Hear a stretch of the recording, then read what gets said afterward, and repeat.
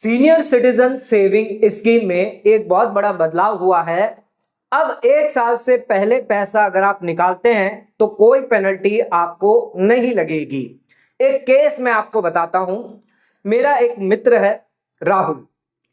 राहुल जो है, जिसकी उम्र लगभग 30 से 35 साल की है। राहुल के एक दादाजी हैं।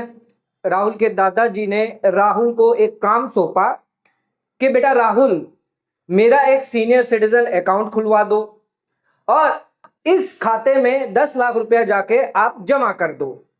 राहुल ने देखा कि पास में ही HDFC बैंक है, जहां पर जाकर मैं इनका खाता खुलवा देता हूं, पैसा जाकर जमा करवा देता हूं। तो राहुल अगले दिन ही जाकर जो है, सुबह सुबह जाकर 10 बजे बैंक में पहुंच गया और बैंक में जो भी स्टाफ था उनसे बातचीत करी, पता कराया कि सीनियर सिटीजन अकाउंट में कैसे फॉर्म भरा जाता है, क्या क्या डॉक्यूमेंट इसमें चाहिए होते हैं और इसके अलावा इसमें क्या क्या बातें जो है वो ध्यान रखनी होती है। तो राहुल ने जो है वो दादाजी से फॉर्म साइन करवा के बैंक में जाकर पैसा जमा करवा दिया। और जो 5 साल की ये स्कीम थी जिसमें 8.2% का ब्याज मिल रहा था। अब राहुल जो था, दादाजी का ये काम करने के बाद राहुल जो आराम से अपने जो है जिंदगी वापस जी रहा था। अचानक एक दिन क्या हुआ, दादाजी बालकनी में टहल रहे थे और दादाजी का जो पैर था वो फिसला। जैसे ही दादाजी का पैर फिसला, दादाजी जमीन पर आकर गिर पड़े। अब अचानक गिरने से और इतनी उम्र होने से, क्योंकि उनकी उम्र भी 65-70 साल की थी, तो उनके पैरों में मोच आ गई और कमर में भी यहां पर हड्डी जो थी वो थोड़ी सी क्रैक हो गई। तो राहुल ने जल्दी से एम्बुलेंस को फोन किया और दादाजी को ले गए अस्पताल में। अस्पताल वालों ने दादाजी की स्कैनिंग करवाई, जिससे ये पता चला कि दादाजी की रीढ़ की हड्डी जो है वो थोड़ी सी क्रैक हो गई है, जिसके लिए ऑपरेशन बता दिया और 2-3 लाख रुपए का खर्चा बता दिया। हालांकि दादाजी के पास जो 10 लाख थे सीनियर सिटीजन सेविंग स्कीम में पैसा डाल दिया था, इसके अलावा कोई भी पैसा उनके पास नहीं था, ना ही कोई मेडिक्लेम इन्होंने करवा कर रखी थी। और राहुल के पास भी इतने पैसे नहीं थे कि वो दादाजी का इलाज करवा पाए। राहुल भी छोटी मोटी नौकरी कर रहा था 30-40 हजार रुपए की। तो अचानक से इतना पैसा इमरजेंसी का कहां से राहुल लेकर आए। तो दादाजी ने सजेशन दिया कि राहुल, अभी जो तुमने 10 महीने पहले, क्योंकि अक्टूबर 2025 में राहुल ने जो है वो सीनियर सिटीजन सेविंग स्कीम में पैसा डाला था और अभी चल रहा है जून का महीना। तो दादाजी ने कहा कि एक काम करें, 10 महीना हो चुका है राहुल, तो आप बैंक में जाकर जो है वो पैसा निकाल ले और उसी से हमारा जो है वो इलाज हो जाएगा। तो राहुल ने भी सोचा कि ये भी सही है कि सीनियर सिटीजन सेविंग स्कीम से पैसा निकाल लेते हैं और दादाजी का इलाज भी हो जाएगा, पैसे फिर बाद में अगर होंगे तो वापस डाल देंगे। अब राहुल फिर से पहुंच गया HDFC बैंक के पास, उसी स्टाफ के पास जिससे अकाउंट खुलवाया था। राहुल ने कहा कि भाई जल्दी जल्दी एक काम करिए, मेरा अकाउंट जो है वो बंद करिए और मुझे थोड़े पैसों की जरूरत है, 3-4 लाख रुपए की, और क्योंकि मेरे दादाजी का ऐसे ऐसे एक्सीडेंट हो चुका है। बैंक स्टाफ ने बोला राहुल जी बैठिए, आप चाय वाय पीजिए, हम आपका अकाउंट क्लोज करवाते हैं। अब राहुल आधे घंटा 1 घंटा बैठने के बाद जो स्टाफ है, एम्प्लॉय था बैंक का, जिन्होंने चेक दिया राहुल को कि ये लीजिए राहुल जी आपका ये चेक। राहुल उस चेक को देखकर इतना शॉक हो गया, मैं आपको बता नहीं सकता। राहुल कहता है कि ये क्या है चेक, मैंने 10 लाख रुपए डाले थे और आपने यहां पर 10 लाख के बदले जो भी ब्याज व्याज था वो काट करके दे दिया था कि भाई राहुल जी ये आपका 9 लाख समथिंग करके पैसा दिया है। बोले ये कैसे हो सकता है, मैंने तो 10 लाख रुपए डाले थे और आप यहां पर 10 लाख तो दे नहीं रहे हैं, उससे कम पैसा दे रहे हैं। जब मैंने अकाउंट खुलवाया था तब तो आपने ऐसी कोई बात बताई नहीं थी मुझको। तो स्टाफ के साथ बहुत सारी बहस होने के बाद राहुल ने कहा कि एक काम करो, मुझे मैनेजर से बात करवाइए। तो राहुल मैनेजर के केबिन में चला गया और मैनेजर से बात करी कि मैनेजर साहब ये क्या तरीका है, 10 लाख रुपए मेरे दादाजी ने सीनियर सिटीजन सेविंग स्कीम में डाले, 10 महीने हो चुके हैं और अब आप कह रहे हैं कि ये 10 लाख रुपए में से सिर्फ 9 लाख समथिंग आपको दिए जाएंगे। तो यहां पर राहुल बहुत गर्म था, लेकिन मैनेजर जी ने उन्हें बैठाया, समझाया, बताया कि राहुल जी ऐसा है कि अगर आप सीनियर सिटीजन सेविंग स्कीम में पैसा डालते हैं, यहां पर आपको सरकार 8.2% ब्याज देती है। अच्छा, ये जो 8.2% ब्याज आपको दिया जा रहा है, ये बहुत ज्यादा ब्याज मिल रहा है।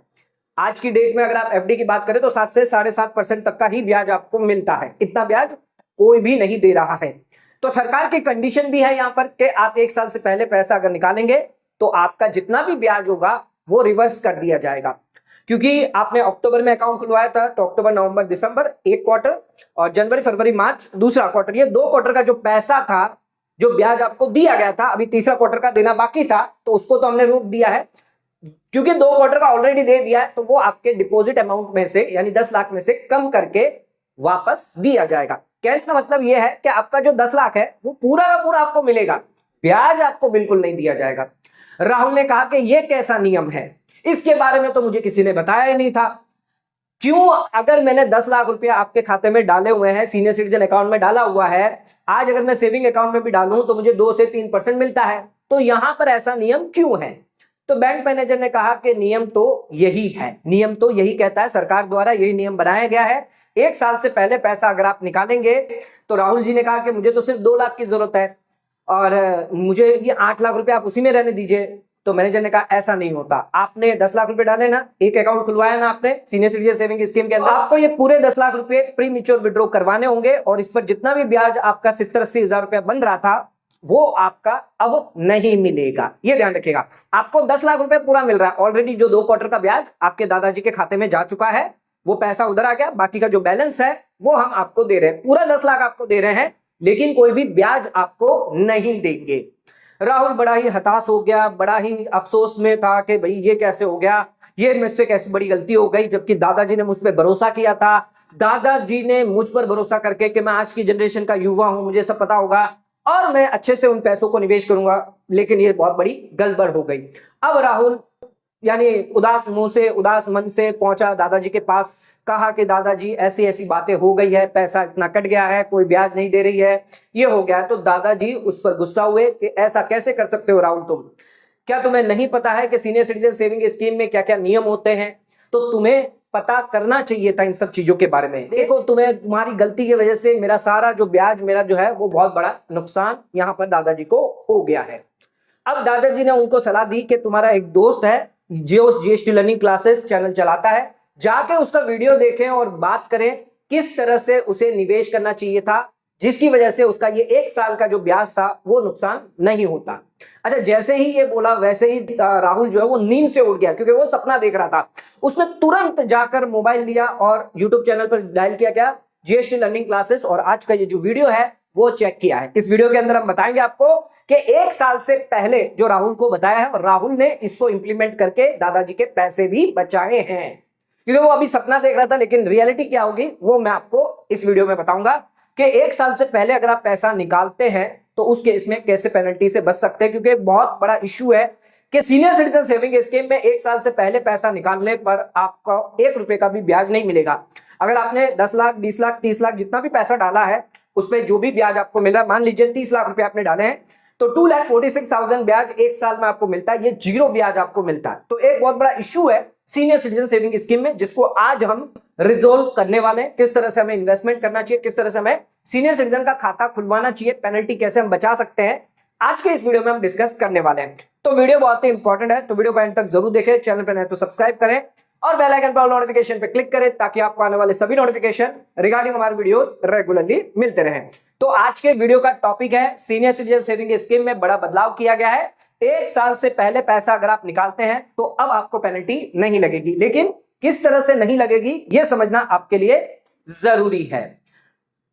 अच्छा, सीनियर सिटीजन सेविंग स्कीम की थोड़ी सी बेसिक डिटेल मैं पहले आपको समझा दूं। हमेशा एक चीज ध्यान रखिए, कभी भी सीनियर सिटीजन सेविंग स्कीम के बारे में कोई भी वीडियो आप देखते हैं, हमारा देखें, किसी का भी देखें, उस स्कीम को आप अंदर तक ले जाएं, यानी अंदर तक आप अपना नॉलेज जो है उस पर ले जाएं। एक छोटी सी गलती आपको भारी नुकसान दे सकती है। स्कीम के बारे में सबसे पहले मैं बता दूं, इस स्कीम के अंदर 4 लोग हैं जो निवेश कर सकते हैं। सीनियर सिटीजन जिनकी एज 60 साल से ज्यादा है वो इस स्कीम में निवेश कर सकते हैं। दूसरा, अगर आप सिविलियन है, वीआरएस आपको मिलता है, वॉलंटरी रिटायरमेंट बेनिफिट मिलता है, तो इस केस में जो भी सिविलियन रिटायर्ड एम्प्लॉय है 55 से लेकर 60 साल की जिनकी एज है, 3 महीने के अंदर अंदर उन्हें निवेश करना होता है, जैसे ही रिटायरमेंट बेनिफिट मिलता है। जैसे कि पीएफ हो गया, सुपर एनुएशन हो गया, ग्रेचुइटी हो गई, ये अगर आपको मिल रहा है तो आप सीनियर सिटीजन सेविंग स्कीम में निवेश कर सकते हैं। इसके अलावा डिफेंस के रिटायर्ड एम्प्लॉय हैं जिनकी एज 50 से लेकर 60 के बीच में, इन्हें भी 3 महीने के अंदर अंदर जब से रिटायरमेंट बेनिफिट मिला है आपको निवेश करना होगा सीनियर सिटीजन सेविंग स्कीम में। अगर निवेश नहीं कर पाए इन 3 महीनों के अंदर तो फिर आपको इंतजार करना पड़ेगा जब तक आप 60 साल के नहीं हो जाते। एक नई कैटेगरी और डाली गई है, अगर आप स्पाउस है जिस एम्प्लॉय की अगर डेथ हो गई है ड्यूटी के दौरान, तो इस केस में जो सेंट्रल गवर्नमेंट, स्टेट गवर्नमेंट का एम्प्लॉय है एज उसकी 50 साल या उससे ज्यादा है तो उसकी जो स्पाउस है, विडो है, वो सीनियर सिटीजन सेविंग स्कीम में निवेश कर सकते हैं। कंडीशन दो ही है, एम्प्लॉय जो है वो सेंट्रल गवर्नमेंट, स्टेट गवर्नमेंट का होना चाहिए, उसकी डेथ ड्यूटी के दौरान हुई है और उसकी एज 50 साल या उससे ज्यादा हुई है। तो ये 4 कैटेगरी के लोग हैं जो इस स्कीम में निवेश कर सकते हैं। अब कौन कौन निवेश नहीं कर सकता? अगर आपकी एज 60 साल से कम है तो इसमें निवेश नहीं कर सकते। अगर आप एक माइनर है तो निवेश नहीं कर सकते। अगर आप नॉन रेसिडेंट है तो इसमें निवेश नहीं कर पाएंगे। सिर्फ रेसिडेंट इंडियन ही निवेश कर सकते हैं। मिनिमम 1000 रुपए से अकाउंट खुलवा सकते हैं। मल्टीपल 1000 के साथ आप अकाउंट आगे और एडिशन कर सकते हैं। और मैक्सिमम डिपॉजिट, चाहे आप 1 अकाउंट खुलवाएं, 2 अकाउंट खुलवाएं, 10 अकाउंट खुलवाएं, सभी को मिलाकर 30 लाख से ज्यादा इसमें पैसा नहीं डाल सकते। यह स्कीम 5 साल के लिए होती है और इस स्कीम को आप 5 साल के बाद 3-3 साल के लिए एक्सटेंड कर सकते हैं। जो भी ब्याज दरें अभी फिलहाल आपको जो दी जा रही है 8.2% के रेट पे, यही ब्याज दर आपको 5 साल तक फिक्स रहेगी। ध्यान रखिएगा, जो भी ब्याज होगा वो आपका टैक्सेबल होगा। अच्छा, 1 लाख से ज्यादा अगर ब्याज गया पूरे साल में तो उस केस में टीडीएस काटा जाएगा। ध्यान रखिएगा, 1 लाख से कम है तो कोई टीडीएस नहीं, लेकिन 1 लाख से ज्यादा हुआ, सीनियर सिटीजन है, तो टीडीएस 10% की रेट पे काट के आपको बाकी का पैसा दिया जाएगा। अच्छा, ध्यान रखिएगा, टीडीएस अगर क्लेम करना है आईटीआर भरना पड़ेगा, रिफंड आप ले पाएंगे। अच्छा, टीडीएस ना काटे इसके लिए फॉर्म 15G 15H हुआ करता था, लेकिन अब 1 अप्रैल से फॉर्म 121 दिया गया। ये फॉर्म आपको जमा कर देना है जिस भी बैंक या जिस भी पोस्ट ऑफिस में आप खाता खुलवाते हैं, आपका कोई भी टीडीएस नहीं काटा जाएगा। अच्छा, जो भी पैसा आप इसमें डाला है 30 लाख से ज्यादा चला गया तो उसके इसमें बाकी का जो एक्सेस डिपॉजिट है वो आपको रिफंड किया जाएगा। लेकिन जब तक रिफंड किया जा रहा है तब तक आपको सिर्फ 4% पोस्ट ऑफिस सेविंग रेट का ही ब्याज दिया जाएगा। यानी 30 लाख पर तो आपको 8.2% का मिलेगा, लेकिन इसके ऊपर अगर आपका पैसा है इसमें तो सिर्फ पोस्ट ऑफिस सेविंग रेट का ब्याज मिलेगा। अच्छा, यहां पर इंटरेस्ट जो है वो आपको पे आउट कैसे किया जाता है? क्वार्टरली दिया जाता है और कंपाउंडेड नहीं होता है। अच्छा, 4 क्वार्टर होते हैं। आगे मैं डिस्कस करूंगा कि किस तरह से कौन से क्वार्टर में कौन सी डेट को आपको इंटरेस्ट दिया जाता है। तो 4 क्वार्टर में आपको पर्टिकुलर एक डेट पे जो है वो इंटरेस्ट दिया जाएगा, 4 बार दिया जाएगा पूरे साल में। ध्यान रखिएगा, जो भी ब्याज आपको दिया जाता है, इस ब्याज को अगर आपने क्लेम नहीं किया, यानी कि सीनियर सिटीजन अकाउंट के अंदर ये ब्याज पड़ा रहा, आपने बैंक या पोस्ट ऑफिस में इसको ट्रांसफर नहीं किया सेविंग अकाउंट में, तो उस केस में उस ब्याज पर ब्याज आपको नहीं मिलेगा।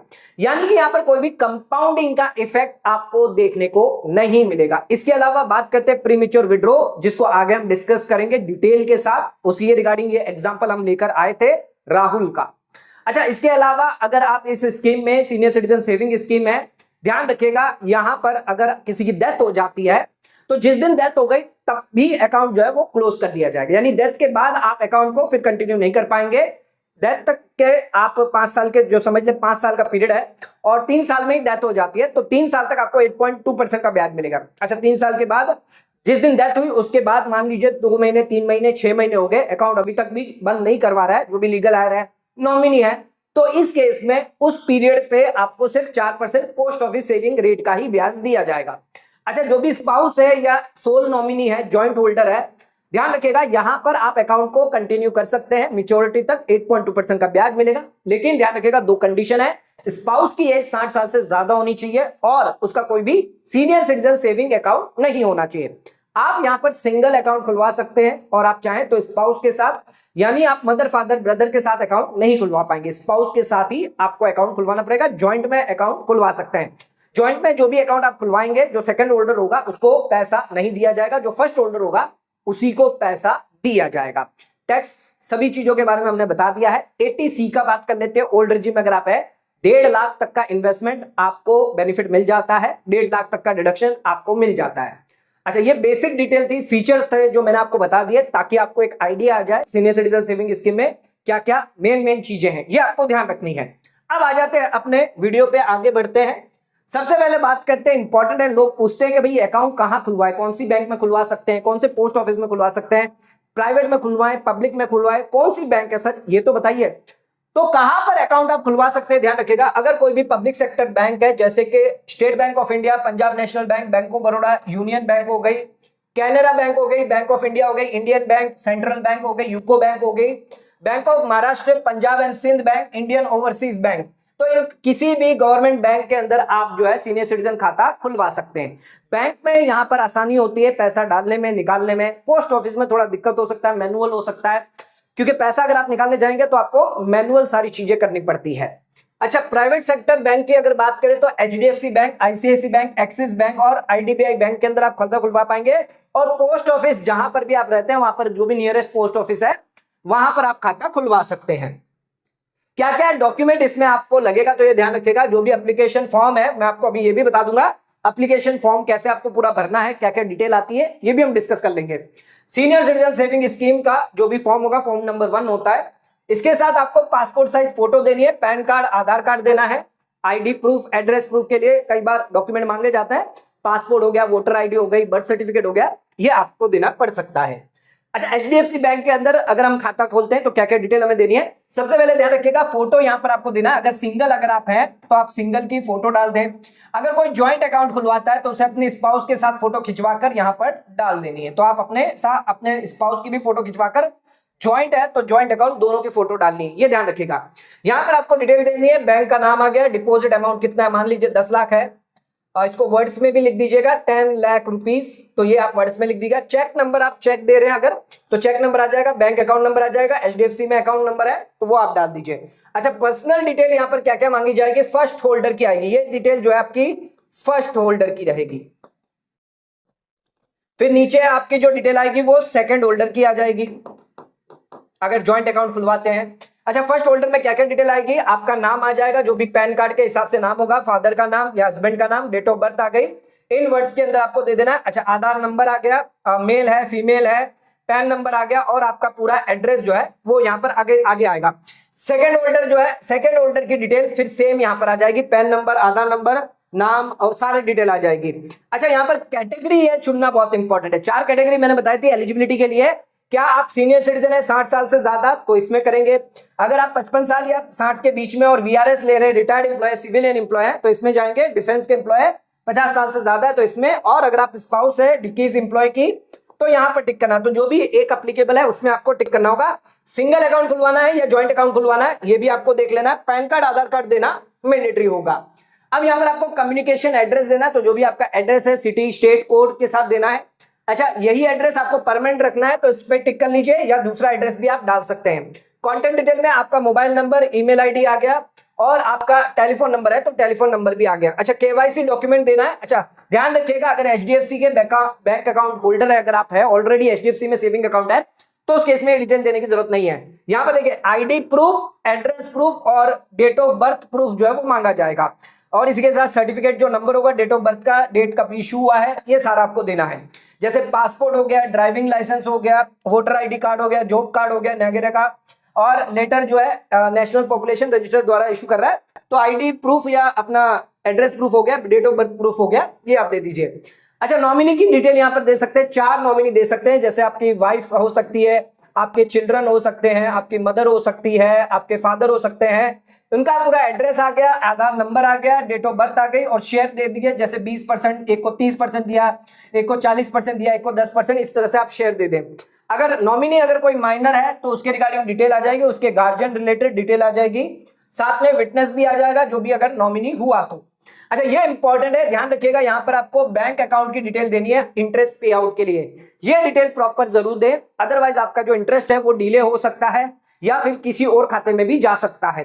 तो यहाँ पर बैंक नेम, जिस बैंक में आपको इंटरेस्ट मंगवाना है, जो भी क्वार्टरली आप इंटरेस्ट मंगवाएंगे, कौन से खाते में मंगवाना है, ब्रांच, अकाउंट नंबर और आईएफएससी कोड, ये इंपॉर्टेंट है। अगर आप एचडीएफसी अकाउंट होल्डर है तो देने की जरूरत नहीं है, नहीं तो फिर आपको कैंसिल चेक और फोटोकॉपी जो है बैंक के अकाउंट स्टेटमेंट की या बैंक की चेक की वो आपको देनी पड़ सकती है। यहाँ पर आपका जो इंटरेस्ट है वो क्रेडिट किया जाएगा, ध्यान रखिएगा, इंपॉर्टेंट रहेगा आपका जो ब्याज है, और रीपेमेंट जब मैच्योरिटी आएगी तब आपको पैसा होगा, लेकिन अगर आपने कोई गलत डिटेल दी तो इस केस में बैंक जिम्मेदारी नहीं रहेगा। डेट और बैंक स्टैम्प यहाँ पर आपका आ जाएगा। फिर यहाँ पर कौन सी डेट को आपने अकाउंट खुलवाया, कितना डिपॉजिट है, कस्टमर आइडेंटिफिकेशन नंबर, अगर ऑलरेडी सेविंग अकाउंट है एचडीएफसी में वो आ जाएगा, सीनियर सिटीजन अकाउंट नंबर आ जाएगा और नेम ऑफ बैंक यहाँ पर आ जाएगा। कंडीशन दी गई है, आप रेसिडेंट होने चाहिए, आपकी सिटीजनशिप होनी चाहिए, आप डिपॉजिट जो वो 30 लाख से ज्यादा नहीं कर पाएंगे। इसके अलावा अगर आपने एक्सेस डिपॉजिट किया तो आपको 4% मिलेगा। मिनिमम डिपॉजिट आप 1000 रुपए तक कर सकते हैं, मल्टीपल भी 1000 तक करेंगे। ध्यान रखिएगा, ज्वाइंट अकाउंट के रिगार्डिंग गाइडलाइंस दी गई है, ऑलरेडी मैंने आपको बता दिया है, 5 साल के लिए अकाउंट को खोलेंगे और 3 साल इसको एक्सटेंड कर पाएंगे। पेनल्टी का क्लोज है वो आगे हम देखते हैं। इसके अलावा डिपॉजिट जो है वो यहाँ पर रिटायरमेंट बेनिफिट या फिर 30 लाख रुपए, अगर आपको रिटायरमेंट बेनिफिट मिला है 55 या 50 वाले अगर आप हैं तो इस केस में 30 लाख से ज्यादा पैसा नहीं डाल सकते, 50 लाख मिला तो 30 लाख ही डाल पाएंगे। इसके अलावा इंटरेस्ट रेट ध्यान रखिएगा आपकी फिक्स रहेगी, जिस दिन आप अकाउंट खुलवाएंगे उस दिन जो रेट ऑफ इंटरेस्ट रहेगी वही रेट ऑफ इंटरेस्ट 5 साल के लिए आपको दी जाएगी। डिपॉजिटर और आपके जो जॉइंट होल्डर है वो यहाँ पर साइन करके यहाँ पर कर देगा काम। अच्छा, अब समझते हैं कि अगर आप 1 लाख 2 लाख 3 लाख 4 लाख 5 लाख 10 लाख 15 लाख 20 लाख 25 लाख 30 लाख रुपया सीनियर सिटीजन सेविंग स्कीम में डालते हैं तो मंथली कितना ब्याज आपको मिलेगा, क्वार्टरली कितना मिलेगा, ईयरली कितना मिलेगा और 5 साल में टोटल कितना ब्याज आपको मिल रहा है। अगर आप 1 लाख रुपया डालेंगे तो 2050 रुपया क्वार्टरली और 5 साल में आपको 41,000 मिलेगा। 2 लाख रुपया डालने पे 41,000 आपको मिलेगा, 4100 मिलेगा और 82,000 5 साल में मिलेगा। 3 लाख रुपया डालने में 6,150 रुपए और 1,23,000 5 साल में मिलेगा। 4 लाख रुपया अगर आप डालोगे तो 8,200 और 1,64,000 5 साल में मिलेगा।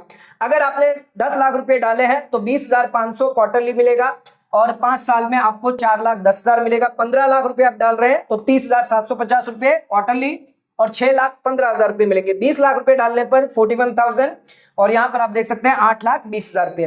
30 लाख रुपए आप डालोगे तो 61,500 क्वार्टरली, 20,500 मंथली और 5 साल में 12,30,000 रुपए।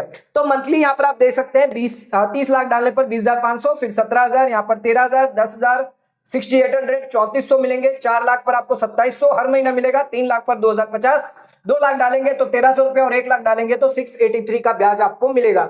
ये आपका ईयरली रहा। तो ये आप देख सकते हैं कितना पैसा डालेंगे तो कितना ब्याज आपको क्वार्टरली, मंथली, ईयरली या फिर 5 साल में दिया जाएगा। अब कौन सी डेट को ब्याज आएगा ये इंपॉर्टेंट है। तो 4 क्वार्टर होते हैं हमारे, 1 2 3 4। पहला क्वार्टर है 1 अप्रैल से लेकर 30 जून। अच्छा, अगर आपने 1 अप्रैल से नहीं खुलवाया, मान लीजिए कोई 1 जुलाई से खुलवाता है तो ये उसके लिए पहला क्वार्टर हो जाएगा।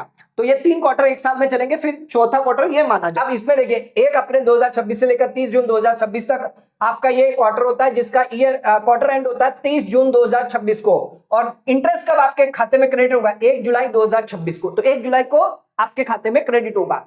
दूसरा क्वार्टर 1 जुलाई 2026 से 30 सितंबर 2026 से क्रेडिट कब होगा? 1 अक्टूबर को। तीसरा क्वार्टर होगा 1 अक्टूबर से लेकर 31 दिसंबर तक, तो यानी 1 जनवरी को क्रेडिट किया जाएगा। 1 जनवरी से लेकर 31 मार्च है, ये आपका क्वार्टर का एंड होगा और आपको 1 अप्रैल 2027 को पैसा क्रेडिट कर दिया जाएगा। अगर आप बैंक में अकाउंट खुलवाते हैं तो ऑटो क्रेडिट आपके जो भी लिंक बैंक होगा, एचडीएफसी है तो एचडीएफसी में ही सेविंग अकाउंट में पैसा चला जाएगा। अगर आपने पोस्ट ऑफिस में खुलवाया तो इस केस में ऑटो क्रेडिट या फिर ईसीएस होगा, या तो बैंक में या तो फिर पोस्ट ऑफिस में। अच्छा, एनईएफटी आरटीजीएस नहीं होगा क्योंकि ये मेथड जो है वो पैसा भेजने के लिए, पैसा रिसीव करने के लिए एनईएफटी आरटीजीएस नहीं होता है।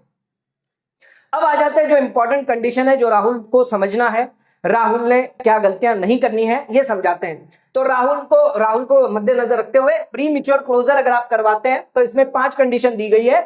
1 साल से पहले, 1 साल से लेकर 2 साल के बीच में, 2 से लेकर 5 साल के बीच में, 5 से लेकर 6 साल के बीच में, या 5 साल में अगर आप पैसा प्री विड्रॉल करते हैं तो इस केस में क्या नुकसान आपको हो सकता है। अगर आपने 1 साल से पहले पैसा निकाल दिया तो इस केस में ध्यान रखिएगा, पहले तो आपको विड्रॉल अलाउ नहीं है। अगर आपने किया भी तो कोई ब्याज आपको नहीं मिलेगा, नो ब्याज, 0 इंटरेस्ट। और अगर कोई इंटरेस्ट दे दिया तो वो आपके डिपॉजिट अमाउंट में से रिकवर कर लिया जाएगा। जो राहुल का केस था उसके जो डिपॉजिट अमाउंट है उसमें से 10 लाख में से जो 70,000 रुपए थे रिकवर करके बाकी का बैलेंस पैसा 9,30,000 समथिंग दे दिया गया। अच्छा, 1 साल से 2 साल की बात करें तो 1.5% आपको पेनल्टी लगेगी डिपॉजिट अमाउंट पे, यानी जो भी पैसा आपने डिपॉजिट किया है 1.5% आपको पेनल्टी लगनी है। इंटरेस्ट पूरा आपको दिया जाएगा, लेकिन एग्जांपल के तौर पे 30 लाख आपने डाला है, 1.5% यानी 45,000 रुपए काट के बाकी का जो रिमेनिंग बैलेंस है 29,55,000 रुपए ये आपको दिया जाएगा। ब्याज यहाँ पर पूरा आपको मिलेगा, लेकिन 1.5% का डिडक्शन यहाँ पर होगा आपका 45,000 रुपया। मैक्सिमम 30 लाख अगर आप निवेश करते हैं तो ये आपका डिडक्ट होगा। 2 से लेकर 5 साल की बात करें तो 1% की पेनल्टी लगेगी, यानी 30,000 रुपया डिडक्ट करके बाकी का 29,70,000 आपको दिया जाएगा। इंटरेस्ट पूरा 8% आपको मिलेगा। 5 से 6 साल की बात करें तो यहाँ पर भी 1%, यहाँ पर भी 30,000 रुपए डिडक्ट करके बाकी का पैसा दे दिया जाएगा, ब्याज पूरा मिलेगा। अगर आप 5 साल की मैच्योरिटी में पूरा कर देते हैं तो कोई पेनल्टी नहीं, पूरा का पूरा डिपॉजिट है और 100% इंटरेस्ट आपको मिलेगा। 5 साल में अगर मैच्योर हो जाता है तो पूरा पैसा आपको मिलेगा। अब आ जाते हैं राहुल ने क्या गलती कर दी। राहुल ने एक ही अकाउंट खुलवाया था, senior citizen account, and deposit कर दिया 10 लाख रुपया। राहुल को 2 लाख रुपए की जरूरत थी, दादाजी का हड्डियों की दर्द का इलाज था। तो यहां पर पूरा 10 लाख रुपए का अकाउंट जो है वो तोड़ा जाएगा, प्री मैच्योर विड्रॉ होगा, क्योंकि आपने एक ही अकाउंट खुलवाया था। भले 2 लाख रुपए की जरूरत है, लेकिन 10 लाख रुपए पूरे आपको तोड़ने पड़ेंगे। इस केस में आपको पेनल्टी जो है वो लगेगी। पूरा अमाउंट 10 लाख रुपए तो आपको दिए जाएंगे, लेकिन ब्याज बिल्कुल भी नहीं दिया जाएगा। एग्जाम्पल देख लेते हैं। 10 लाख रुपए पूरा क्लोज किया है, 10 महीने के बाद कर दिया मान लीजिए, तो कोई इंटरेस्ट नहीं मिलेगा। अच्छा, इंटरेस्ट लॉस कितना हुआ, क्योंकि 10 महीने तक का 2 क्वार्टर का तो इंटरेस्ट आपको दिया, 10 महीने का अगर टोटल इंटरेस्ट देखें तो 68,300 का लॉस हो गया राहुल को। 68,300 का लॉस हो जाएगा। 10 लाख रुपए मिलेंगे, बाकी ये 68,300, 1 रुपए का भी ब्याज नहीं मिलेगा। लेकिन राहुल ने क्योंकि ये वीडियो देखा है, तो हम राहुल को बताएंगे एक स्मार्ट तरीका जहां से वो ये पेनल्टी कम कर सकते हैं, 68,000 का लॉस नहीं होगा। कैसे? यहां पर राहुल को क्या करना है, 5 अकाउंट खुलवा लेने हैं, 1 2 3 4 5। तो 5 अकाउंट 2-2 लाख रुपए के खुलवा देने हैं। टोटल 10 लाख का अकाउंट खुलवा दिया सीनियर सिटीजन सेविंग स्कीम का। पहले एक अकाउंट खुलवाया, फिर दूसरा, फिर तीसरा, फिर चौथा, फिर पांचवा। इससे फायदा क्या होगा राहुल को, क्योंकि 2 लाख रुपए की जरूरत थी, तो सिर्फ ये एक ही अकाउंट क्लोज करना पड़ेगा और इस पर कोई भी ब्याज नहीं मिलेगा। लेकिन बाकी के जो 4 अकाउंट है वो कंटिन्यू रहेंगे, उस पर आपको ब्याज मिलता ही रहेगा 8.2% पे। भले ही आपने 1 साल से पहले बिफोर पैसा क्यों विड्रॉ नहीं किया, प्री मैच्योर विड्रॉ कर रहे हैं 1 साल से पहले, सरकार के कंडीशन को फुलफिल कर रहे हैं, लेकिन आपको ब्याज इन 4 अकाउंट पे मिलेगा ही मिलेगा, सेफ रहेगा। तो यहां पर लगभग राहुल ने जो है वो 54,600 रुपीज बचा लिए। दादाजी का जो ब्याज था वो इतना बचा लिया राहुल ने। दादाजी भी खुश हो गए कि राहुल ने बहुत ही स्मार्ट तरीके से पैसा बचाया है। तो राहुल की तरह आपको भी ध्यान रखना है कि अगर इमरजेंसी में पैसा चाहिए आपको, सीनियर सिटीजन सेविंग स्कीम में पैसा निवेश करते हैं और 1 साल में आपको लगता है कभी भी पैसे की जरूरत आ सकती है, तो आप अलग अलग अकाउंट जो वो खुलवा सकते हैं। 2-2 लाख के खुलवा सकते हैं, अपने हिसाब से कॉम्बिनेशन कर सकते हैं। 5-5 लाख के 2 खुलवा सकते हैं, 3-3 लाख के 3 खुलवा सकते हैं। तो इस तरह से आप पैसा प्री मैच्योर विड्रॉ की कंडीशन को भी आप मेंटेन करके चलेंगे और साथ में अपना ब्याज भी बचा पाएंगे। तो इस केस में सिर्फ ये इस अकाउंट पर ब्याज नहीं मिलेगा, लेकिन बाकी के जो 4 अकाउंट है उस पर ब्याज मिल रहा है। जबकि पहले केस में क्योंकि एक ही अकाउंट था, 10 लाख पूरा का पूरा एक ही अकाउंट में था, तो पूरा अकाउंट प्री मैच्योर विड्रॉ करना पड़ा, 1 रुपए का भी ब्याज उस समय नहीं मिला था। लेकिन अभी राहुल को 54,600 रुपए तक का ब्याज मिल गया है। सिर्फ 13,660 रुपए का ही नुकसान हुआ है, लेकिन ज्यादा नुकसान नहीं हुआ है। पहले केस में पूरा ही नुकसान हो गया था, तो उससे बेहतर तो यह है। तो ध्यान रखिएगा, अगर आप कभी भी सीनियर सिटीजन अकाउंट में निवेश करते हैं तो अलग अलग अकाउंट आप खुलवाएंगे, तो उस केस में आपका जो इंटरेस्ट है, अगर आप 1 साल से पहले पैसा निकालते हैं तो वो आपका बच सकता है। तो दोस्तों, आज का वीडियो अगर आपको पसंद आए तो वीडियो को लाइक, शेयर, सब्सक्राइब करना ना भूलें। वीडियो को ज्यादा से ज्यादा शेयर करें ताकि और लोगों तक इसकी नॉलेज पहुंच सके। आज का वीडियो समाप्त करते हैं। धन्यवाद।